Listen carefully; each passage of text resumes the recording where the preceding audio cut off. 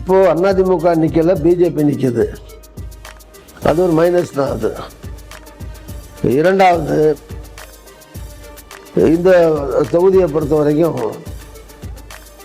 நான் சொன்ன போன தடவை இந்த கூட்டணியை காட்டிலும் இந்த கூட்டணி இப்போ பலமாக இருக்கு.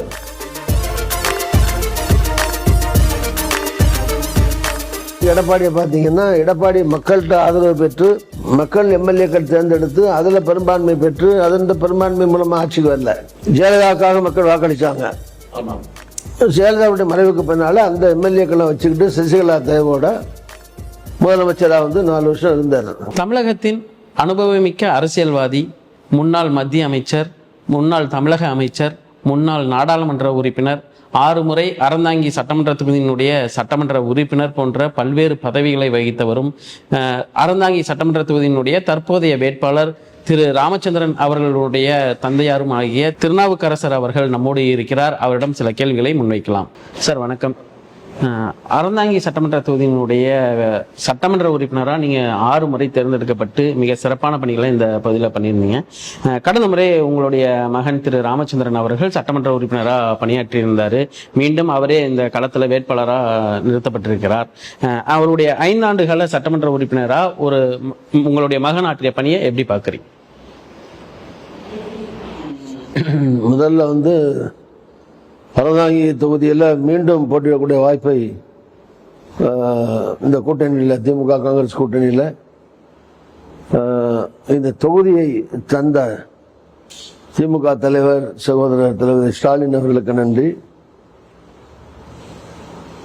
காங்கிரசுக்கு தொகுதி ஒதுக்கப்பட்ட பிறகு வேட்பாளராக ராமச்சந்திரன் அவர்களை அறிவித்த காங்கிரஸ் தலைமைக்கு ராகுல் காந்தி அவர்களுக்கும் சரி, மல்லிகார்ஜுன கார்கே அவர்களுக்கும் சரி, தமிழ்நாடு தலைவருக்கும் சரி, செல்லப்பிரந்தைக்கும் சரி, அந்த கமிட்டி செலெக்ஷன் கமிட்டிக்கும் சரி என்னுடைய நன்றியை தெரிவித்துக் கொள்கிறேன். போன தடவை ஏறக்குறைய 30,000க்கும் அதிகமான வாக்குகள் வித்தியாசத்தில் வெற்றி பெற்றார். தொடர்ந்து 5 ஆண்டுகள் இந்த தொகுதியில் ஏராளமான மக்கள் நல பணிகள் செய்யப்பட்டிருக்கிறது. நான் எம்எல்ஏவாக இருந்த காலம் வேற. ரெண்டாவது, நான் துணை சாவனராக இருந்தேன், அமைச்சராக இருந்தேன். அதனால அதிகாரிகள் நான் சொன்னால் உடனே கேட்பாங்க. எம்ஜிஆருக்கு நான் ரொம்ப நெருக்கமாக இருந்தேன், முன்னணி அமைச்சராக இருந்தேன். இப்போ ராமச்சந்திரன் அமைச்சர் கிடையாது, அவர் ஆளுங்கட்சியும் கிடையாது, தோழமை கட்சி தான். இருந்தாலும் நான் என்னுடைய மகன்கிறதுனால கொஞ்சம் அளவோடு நான் பாராட்டுகிறேன். இல்லைன்னா இன்னும் கூடுதலாக கூட பாராட்டலாம். அவர் என்னை விட அதிகமாக சிறப்பாக இந்த தொகுதியில் கடந்த 5 ஆண்டுகளிலே நிச்சயமாக பணியாற்றியிருக்கிறார். அதனுடைய ரியாக்ஷன், அதனுடைய பலனை போராட்டங்கள் எல்லாம் மக்களிடத்தில் பார்க்க முடிகிறது. ஆனால் இந்த முறை சென்ற தடவை வாங்கிய வாக்குகளை காட்டிலும் அதிகம் பெற்று இந்த முறை கண்டிப்பாக ராமச்சந்திரன் கூடுதல் வாக்கு வித்தியாசத்திலே வெற்றி பெறுவார். மக்கள் வெற்றி பெற வைப்பார்கள் என்று நான் மனமாற நம்புகிறேன். அப்படி மனமாற நான் எதிர்பார்க்கிற நம்முடைய மக்கள் கூடுதல் வாக்கு வித்தியாசத்திலே வெற்றி பெற செய்து உற்சாகப்படுத்தி வருகிற 5 ஆண்டுகளில் தொடர்ந்து இந்த தொகுதியில் நலப்பணிகள், தொகுதி பணிகள் நடக்க இப்போதைய சட்டமன்ற உறுப்பினர் ராமச்சந்திரனை உற்சாகப்படுத்துவார்கள் என்று நம்புகிறேன். உற்சாகப்படுத்த வேண்டும் என்று நான் அன்போடு மித்த பணிவோடு இந்த தொகுதியில் இருக்கிற வாக்காளர் பெருமக்களை நான் வேண்டி கேட்டுக்கொள்கிறேன். அறந்தாங்கி சட்டமன்ற தொகுதியை பொறுத்த வரைக்கும் இது ஒரு விவசாயம் சார்ந்த தொழில்கள் இருக்கக்கூடிய ஒரு சட்டமன்ற தொகுதி. நீங்கள் 6 முறை இருக்கும்போதும் விவசாயத்திற்காக பல்வேறு முயற்சிகளை மேற்கொண்டு இந்த விளைபொருட்களை அதிக விலைக்கு போவதற்கான எல்லா முயற்சிகளும் எடுத்திருந்தீங்க. இங்க இப்ப இருக்கக்கூடிய காலகட்டத்தில் இந்த தண்ணீர் பிரச்சனை போன்ற திட்டங்களுக்காக நமது சட்டமன்ற உறுப்பினர் பல்வேறு முறை சட்டமன்றத்திலையும் குரல் கொடுத்திருக்கிறார். அவர்களுடைய அந்த பணிகளை எப்படி பாக்குறீங்க? இதுல 2 விஷயம் இருக்கு. ஒன்று விவசாயத்திற்கான தண்ணீர் பிரச்சனை, இன்னொன்று குடிதண்ணீர் பிரச்சனை. விவசாயத்திற்கான தண்ணீர்னு பார்த்தீங்கன்னா, காவிரி டெல்டா பகுதி அறந்தாங்கி தொகுதியில் ஒரு குறிப்பிட்ட பகுதி, நாகுடி இன்னொரு பகுதி இருக்கு அறந்தாங்கி ஒன்றியத்தில். அந்த ஏரியாவில் ஒரு பகுதியில் தான் காவிரி குடிநீர் நீர் வரும், காவிரி நீர் பாசன நீர் வரும். மீத ஏரியாக்கள்லாம் வந்து பெரும்பாலும் ஏரிகளை நம்பி, ஏரியிலிருந்து மடைகள் மூலமாக வாய்க்கால் மூலமாக வயலுக்கு தண்ணீர் பாய்ச்சி விவசாயம் பண்ணணும். அதில் பெரும்பாலும் வந்து கிணறு மூலமாக தண்ணி எடுத்து பண்ண முடியாது. ஆழ்வாய் கிணறு ரொம்ப கிணறு கீழே போச்சுன்னா கடல் பக்கத்தில் இருக்கிறனால உப்பு தண்ணி தான் வரும். அதனால பாசனம் என்பது ஏரி பாசனங்கள், ஏரி குளம் இவற்றை நம்பியும் மழையை நம்பியும் தான் பெரும்பகுதி இருக்கு. ஒரு சில பகுதி தான் காவிரி நீரை நம்பி இருக்கு. இதே பிரச்சனை தான் குடிதண்ணீர் இருக்கும். குடிநீர் நான் வந்து அமைச்சராக இருக்கும்போது கூட்ட குடிநீர் திட்டம்னு சொல்லி 20-30 கிராமங்களை இணைச்சு போர் போட்டு ஓட்டாங் கட்டி எம்ஜிஆர் ராகவானந்தம் அவர்கள் மந்திரியா இருந்தார். அவரை அழைச்சிட்டு வந்து பல இடங்களில் வந்து குடிநீர் வசதி செய்யணும். அது மாதிரி இப்போ வந்து நிரந்தர பரிகாரம், நான் சொன்ன மாதிரி கீழே கிணறுகள் தோண்ட அது வந்து உப்பு தண்ணி ஆகிடும். ஒரே பரிகாரங்கிறது காவிரி தண்ணீரை கொண்டு வர்றது தான் குடிநீருக்கு. அது சட்டமன்ற உறுப்பினர் ராமச்சந்திரன் அடிக்கடி பேசி முதலமைச்சர் அமைச்சர்களை சந்தித்து சுமார் 1500 கோடியில் கிராமங்கள் தோறும் குடிநீர் பைப்புகள் போட்டு கொடுக்கக்கூடிய அந்த திட்டம் சாங்ஷன் ஆயிடுச்சு, அனுமதி ஆயிடுச்சு. முதலமைச்சரே அறிவிச்சிட்டாரு. அதில் மாநில அரசு ஒரு பங்கு போடும், மத்திய அரசு இன்னொரு பங்கு அதில் பாதி போடணும். இப்போ மத்திய அரசு தரக்கூடிய நிதி உடனடியாக வராத காரணத்தினால அதில் சுணக்கம் ஏற்பட்டது. இப்போ மீண்டும் ராமச்சந்திரன் எம்எல்ஏ வர்ற போது மீண்டும் இந்த ஆட்சி ஸ்டாலின் தலைமையில் மீண்டும் கண்டிப்பாக இது ஆட்சி தான் வரும். இப்படி வர்ற போது அந்த பணிகள் நிச்சயமாக நிறைவேற்றப்படும். அறந்தாங்கி சட்டமன்ற தொகுதியை பொறுத்த வரைக்கும் தொடர்ந்து தமிழகத்தில் 4 முனை போட்டிகள் நிலவி வருகிறது. அறந்தாங்கி சட்டமன்ற தொகுதியில் காங்கிரஸ் பாஜக நேரடியாக மோதலில் வந்து இருக்கும். தொடர்ந்து ராகுல் காந்தி அவர்கள் பாஜக செய்யும் அனைத்து விஷயங்களையும் வந்து வெளிக்கொண்டு வந்து கொண்டே இருக்கிறார், தொடர்ந்து எதிர்த்துட்டு வரோம். அந்த சூழலில் இங்கே அறந்தாங்கியில பாஜகவும் காங்கிரஸும் எதிரெதிரே இருக்கிறோம். இது எந்த அளவுக்கு முக்கியமான ஒரு தேர்தலாக பார்க்குறீங்க? இந்த கூட்டணி அதிமுக பிஜேபி கூட்டணிங்கிறது தமிழ்நாட்டில் புதிதல்ல. இதே கூட்டணி தான் போன தடவை இருந்தது. 5 வருஷத்துக்கு முந்தி ராமச்சந்திரன் வெற்றி பெறும் போது அதிமுகவும் பிஜேபி கூட்டணி தான் இருந்தது. அந்த கூட்டணியை எதிர்த்து நின்றுதான் தோற்கடிச்சு தான் வெற்றி பெற்றாப்புல. ஏறக்குறைய 50,000 வாக்குகள் அப்போ அதிமுக நின்னது, பிஜேபி நிக்கல. அப்போ ஏறக்குறைய 80,000 வாக்குகள் வித்தியாசத்தில் 30,000க்கும் கூடுதலான வாக்குகளை பெற்று ராமச்சந்திரன் இங்கே வெற்றி பெற்றார்.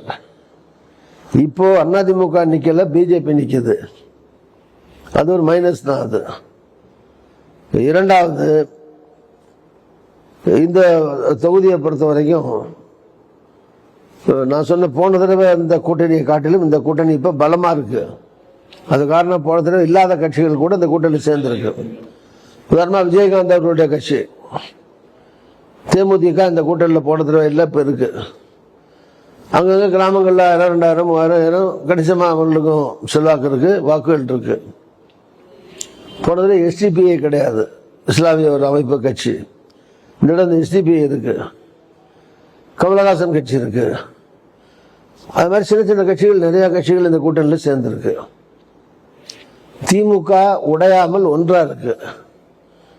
ஸ்டாலின் தலைமையில் கலைஞருக்கு பின்னாடி அவர் தலைமையேற்ற பிறகு கட்சியினுடைய தலைவராக கட்சியை கட்டுக்கோப்பா வச்சிருக்காரு. தேர்தலில் நின்று வெற்றி பெற்று வெற்றியை நிரூபிச்சிருக்காரு. எம்எல்ஏக்களை தூக்கி சிஎம் ஆகல. உதாரணத்துக்கு எடப்பாடியை பார்த்தீங்கன்னா, எடப்பாடி மக்கள்கிட்ட ஆதரவு பெற்று மக்கள் எம்எல்ஏக்கள் தேர்ந்தெடுத்து அதுல பெரும்பான்மை பெற்று அதன் பெரும்பான்மை மூலமா ஆட்சிக்கு வரல. ஜெயலலிதாவுக்காக மக்கள் வாக்களிச்சாங்க. ஜெயலலிதாவுடைய மறைவுக்கு பின்னால அந்த எம்எல்ஏக்களை வச்சுக்கிட்டு சசிகலா தேவோட முதலமைச்சராக வந்து 4 வருஷம் இருந்தார். அதுக்கு பிறகு தேர்தல் வரும்போது அவரால் அவருடைய வெற்றியை நிரூபிக்க முடியல, அவருடைய தலைமையை நிரூபிக்க முடியல. 60-70 சீட்டு தான் வந்தது. அதனால அது நிரூபிக்கப்படாத, மக்கள் செல்வாக்கு நிரூபிக்காத ஒரு தலைமை கூட்டணி. அது கட்சியும் வந்து 4-5 உடைஞ்சு நல்ல முக்கிய தலைவராக இருந்த ஓபிஎஸ் முதலமைச்சராகவே 3 தடவை இருந்தவர். அவர் போய் திமுக சேர்ந்திருக்காரு. அதே மாதிரி பல பேர் திருச்சி பாண்டியன் மகன், ஒரத்த நாட்டில் ஒரத்த நாட்டில் இருந்த வைத்திலிங்கம், இந்த மாதிரி பல பேர் திமுக சேர்ந்து வேட்பாளராக போட்டிடுறாங்க. பத்தாக்குறைக்கு சசிகலா தனியாக போட்டி அந்த மாதிரி தனியாக வேட்பாளர் போட்டு அவங்க பண்ணுறாங்க. ஸோ அவங்க இன்னும் ஜெயிக்காட்டினாலும் நான் உடன்பெறவா சகோதரின்னு சொல்லி கிள்ளி ஒரு 1000 ஓட்டோ 2000 ஓட்டோ ஆளை பொறுத்து வாங்கினா அது யார் திமுக ஓட்டா? அது திமுக ஓட்டு யார் சசிகலாவுக்கு போடுவா? அதிமுக இருக்கிற ஓட்டு தானே 1000 2000 அந்த மாதிரி போகும். அதுவும் அதிமுக தானே சேதாரப்படுத்தும். ஸோ இப்படி அதிமுகவுக்கு சேதாரங்கள் ஜாஸ்தி, பிளவுகள் ஜாஸ்தி, உடைப்பு ஜாஸ்தி. திமுக உடையாமல் இருக்கு, ஒன்றாக இருக்கிறது, கூட்டணியும் பலமாக இருக்கிறது. இந்த கூட்டணி ஏற்கனவே வெற்றியை நிரூபித்த கூட்டணி, பாராளுமன்றத்தில் மாபெரும் வெற்றி பெற்ற கூட்டணி, சட்டமன்றத்தில் வெற்றி பெற்ற கூட்டணி, உள்ளாட்சியில் வெற்றி பெற்ற கூட்டணி. அதனால இந்த 5 வருஷமும் அவர் நிறைய மக்கள் நல்ல பணிகளை செய்திருக்காரு. நான் நிறைய முதலமைச்சர்களோடு பழகியிருக்கேன். நான் படிக்கிற காலத்திலேருந்து பிறந்த காமராஜரை பார்த்துருக்கேன், திரு பக்தவச்சல் அவர்களை பார்த்துருக்கேன், அண்ணாவை பார்த்துருக்கேன், கலைஞரை பார்த்துருக்கேன், கொஞ்சம் எம்ஜிஆரை பார்த்துருக்கேன், ஜானகம்மா பார்த்துருக்கேன், ஜெயலலிதாவை பார்த்துருக்கேன், ஓபிஎஸ்ஸை பார்த்துருக்கேன், இபிஎஸ்ஸை பார்த்துருக்கேன். ஸோ இத்தனை சிஎம்ஐ பார்த்துருக்கேன். இந்த சிஎம்ல பல பேர் செல்வாக்குள்ள தலைவர்கள் தான். எம்ஜிஆர் செல்வாக்கான தலைவர் தான், கலைஞரும் செல்வாக்கானவர் தான், ஜெயலலிதாவுக்கும் செல்வாக்கு மக்களுக்கு இருந்தது, இல்லைன்னு சொல்ல முடியாது. பட் இவங்களுக்கெல்லாம் துரதிருஷ்டவசமாக என்ன ஆச்சுன்னா, அவருடைய கடைசி காலங்களில் எல்லாரும் சிக்காயிட்டாங்க, உடல்நலம் குன்றி 5 வருஷம் தந்திருக்கப்பட்டாங்க. லாஸ்ட் 2 வருஷம் 3 வருஷம் இருக்கும்போது அவங்க மூவ் பண்ண முடியல. காரணம் உடல்நலம் குன்றி படுத்த படுக்கை ஆகிட்டாங்க, இல்லை சிக்காயிட்டாங்க. மக்களை சந்திக்கவோ மக்கள்கிட்ட போகவோ அவங்களால வாய்ப்பு இல்லாமல் போச்சு. ஆக ஒரு 3-4 முதலமைச்சர்கள் செல்வாக்குள்ள முதலமைச்சராக இருந்தும் அவருடைய காலத்தில் மக்களோட மக்களாக போய் பழக, நடக்க, உட்கார, பேச, இன்ட்ராக்ட் பண்ண முடியல அவங்களால, உடல்நல குன்றிய காரணத்தினால. திரு ஸ்டாலின் அவர்கள் இப்போ நல்ல ஒரு நல்ல வராரு, நடக்கிறாரு, எல்லாத்தையும் போறாரு, நடக்கிறாரு, ஓடுறாரு, மக்களை சந்திக்கிறாரு, திட்டங்களை துவக்கி வைக்கிறாரு. ஸோ இதெல்லாம் ஒரு அக்சசிபிலிட்டி, மக்கள்கிட்ட மக்களோட கலந்து மக்களை தொடர்பு கொண்டு கலந்து இருக்கக்கூடிய ஒரு முதலமைச்சராக இருக்கார்.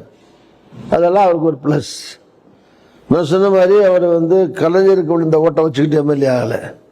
அவரே நான் முதலமைச்சராக வரணும்னு நின்று ஓட்டு கேட்டு கூட்டணி அமைச்சு அந்த கூட்டணி வெற்றி பெற்று முதலமைச்சராக வந்திருக்காரு. ஸோ இப்படி 2 பேருக்கு இடையில வித்தியாசங்கள் நிறையா இருக்கு. இதனுடைய அடிப்படையில் மீண்டும் திருப்பி திரு ஸ்டாலின் அவர்கள் வெற்றி பெறுவதற்கான வாய்ப்பு பிரகாசமாக இருக்கிறது. இந்த ஆட்சி மீண்டும் நிச்சயமாக வரும். அதில் பலவிதமான நல பணிகள் தமிழ்நாடு முழுதும் நடக்கும். அறந்தாங்கி தொகுதியிலையும் நடக்கும். அறந்தாங்கி தொகுதியில் ராமச்சந்திரன் பொறுத்த வரைக்கும் என்னுடைய பேரும் எல்லாருக்கும் நண்பர்கள், அங்கே இருக்க பல அமைச்சர்களும் முதலமைச்சர்லேருந்து எல்லாரும் எனக்கு வேண்டியவங்க, பழக்கப்பட்டவர்கள். அது மாதிரி அதிகாரிகளும் எனக்கு பழக்கப்பட்டவர்கள் தான். அதனால சட்டமன்றத்தில் பேசுறது மட்டும் இல்லை, மந்திரிகளை பார்க்கறது மட்டும் இல்லை, நேரடியாக சென்று அதிகாரிகளையும் சம்பந்தப்பட்ட துறையினுடைய அதிகாரிகளையும் ஒருத்தரை பார்த்து மனு கொடுத்து இங்கே என்ன பிரச்சனை இருக்குது, அது என்ன பெண்டிங் இருக்குது, அதெல்லாம் போய் நேராக பார்க்குற போது அவர்கள் சட்டமன்றத்தில் சிறப்பாக பேசுறதுனாலையும் செயல்படுறதுனாலையும் நான் 40-50 வருஷம் 50 வருஷம் ஆகுது அரசியலில் இருந்து, பல பேர் எனக்கு வேண்டியவர்கள் தெரிந்தவர்களாக்கிறதுனாலையும் அவர்கள் எளிதில் காரியங்கள் பண்ண முடியுது. என்னுடைய மகன்கிறது மட்டும் பிளஸ் இல்லை, உழைக்கணும், கஷ்டப்படணும். அதனால ஒரு வாரம் வந்தால் 4 நாள் 3 நாள் தங்கி ஒரு ஊராக போகிறாப்புல, சிரமப்படுறாப்புல, கஷ்டப்படுறாப்புல, சந்திக்கிறாப்புல. ஸோ இப்படி செயல்படுறதுனால அவருடைய வெற்றி உறுதி, நிச்சயம்.